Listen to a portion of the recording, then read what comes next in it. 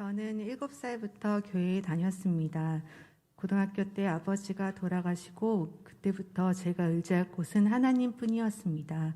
그렇게 제가 아는 범위 안에서 열심으로 신앙생활을 이어왔습니다. 제가 섬기던 교회에는 제자 훈련이 없어서 배울 수 없었고 화평교회에 출석하면서 남편과 같이 교육 신청을 하였습니다. 저에게 제자 훈련은 신앙의 기본 틀을 세우는 과정이었습니다. 35년을 교회에 다녔지만 제가 몰랐던 부분들은 많았습니다. 너희는 그 은혜에 의하여 믿음으로 말미암아 구원을 받았으니 이것은 너희에게서 난 것이 아니요 하나님의 선물이라. 가장 큰 깨달음은 구원의 은혜를 바르게 알게 되었고 하나님의 은혜로 값없이 의롭다 하심을 얻은 자 된 것입니다. 저희 가정이 받은 축복은 남편과 같은 말씀을 낭송하고 신앙서적을 읽고 생활 과제로 서로의 발을 씻겨주며 함께 성장한 것입니다. 남편은 회사 생활에 필요하다 생각했던 수를 금주 선언하였고 특별 새벽 기도회에 매일 참석하였습니다. 결혼 생활 13년 동안 처음 보는 모습이었습니다. 그 모습을 지켜본 제 마음에도 남편에 대한 존중이 커지기 시작했습니다. 저의 변화는 제자반 교육을 매주 참석하며 삶을 나누고 함께 기뻐하고 위로하면서 닫혀있던 마음이 공동체 안에서의 기쁨과 소속감으로 바뀐 점입니다. 철로 역정의 크리스천이 순례자의 여정을 신실과 소망의 동역자와 걸어가듯이 저에게도 제자반이라는 새로운 동역자들을 주셨고 국내 선교지와 지구촌 교회 필그림 하우스를 함께 방문한 추억도 쌓았습니다. 제자 훈련 기간 동안 말씀 안에서, 관계 안에서, 경험 속에서 어느 신앙의 기간보다 풍족했습니다. 바르게 배울 수 있어 행복했고 더 늦기 전에 깨달은 것이 감사할 뿐입니다. 열정으로 제자반을 이끌어주신 김정미 담임 목사님께 감사드립니다. 그리고 만남의 축복이었던 34기 제자반 모든 동역자분들과 항상 응원해 주시던 쑥쑥가정교회 가원분들, 옆에서 서로 격려해 주던 남편까지 이 모든 분들의 도움으로 제가 제자훈련을 잘 마칠 수 있었습니다. 아직도 풀어야 할 삶의 문제들은 있지만 고난은 변장된 축복이기에 하나님의 선한 계획하심을 믿고 나아가려 합니다. 감사합니다.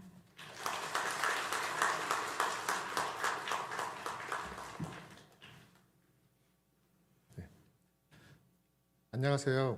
이번에 34기 제자반을 수료하게 된 제3광역 그향기 가정교회 류원식 집사입니다. 저희는 부부가 함께 제자반 교육을 받았습니다. 작년 2월에 이곳 화평교회에 처음 출석하였고 작년에 새가족반과 양육반을 마치고 올해 제자반을 수료하게 되었습니다.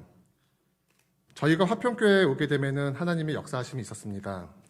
멀리 서울에 있는 교회에 출석하던 저희 가족은 2020년이 되며 집 근처에 있는 교회에 출석하기 위해 서울의 모 교회를 떠나게 되었습니다. 그리고 집 주변 교회를 돌아보며 예배를 드리기 시작했습니다.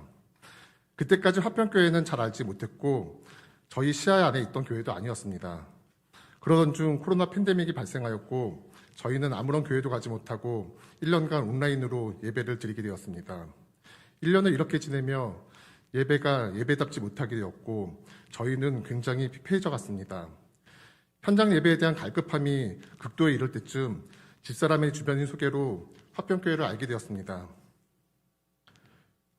현장 예배를 드리고 싶은데 가도 괜찮겠냐고 무작정 전화를 했습니다. 이렇게 처음 화평교회에서 예배를 드리던 날 저희는 등록을 하였고요. 그때부터 저희 부부의 교육 훈련이 시작되었습니다. 오랜 기간 신앙생활을 해오면서 어느 정도 매너리즘에 빠져있던 저희 부부에게 화평교회 교육 훈련은 새로운 활력이 되었습니다.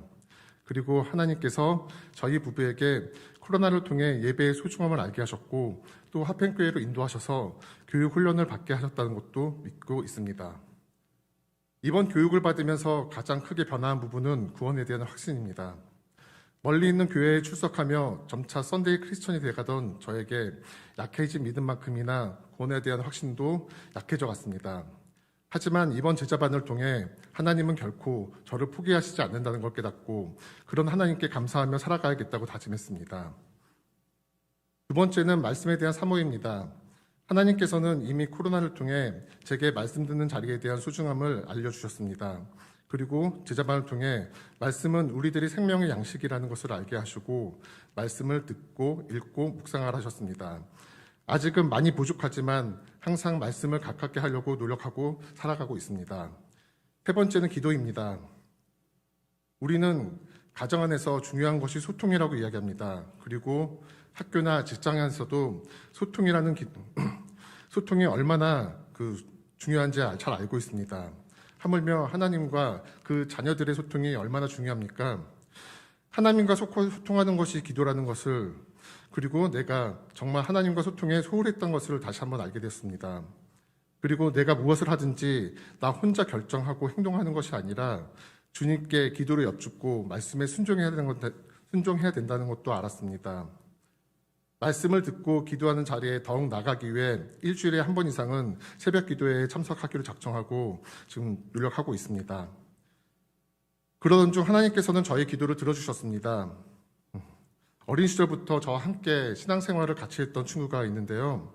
이 친구는 믿지 않은 부인과 결혼을 했고, 그리고 코로나 이후에 온라인 예배만 드리고 있는 친구였습니다. 이 친구가 예배 자리를 사모하면서 나올 수 있게 용기를 달라고 하나님께 기도를 하였고, 지금부터 한 달여 전부터 이 자리에 나와서 같이 예배를 드리고 있습니다. 네. 이제는 그 친구를 통해 그 가정이 구원받기를 기도하고 있습니다.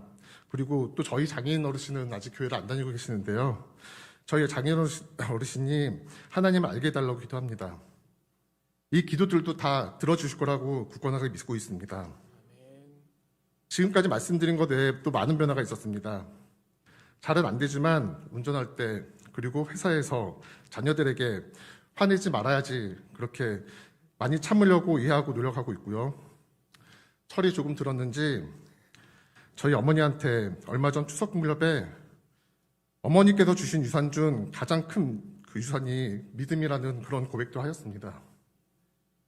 저희 어머니 정말 기뻐하시면서도 또 저게 또 무얼 바라고 저러는 거지라는 그런 눈초리로 쳐다보시더라고요. 네, 35주 교육을 정말 힘들게 해왔습니다. 지칠 때마다 함께 힘을 내어준 아내 박소연 집사한테 정말 감사하고요. 그리고 항상 함께 해준 우리 34기 우리 동역자, 동기 집사님, 장로님 감사드립니다. 네, 저희 34기 제자반에는 귀향기 가정교회 가원이 3명이나 있습니다.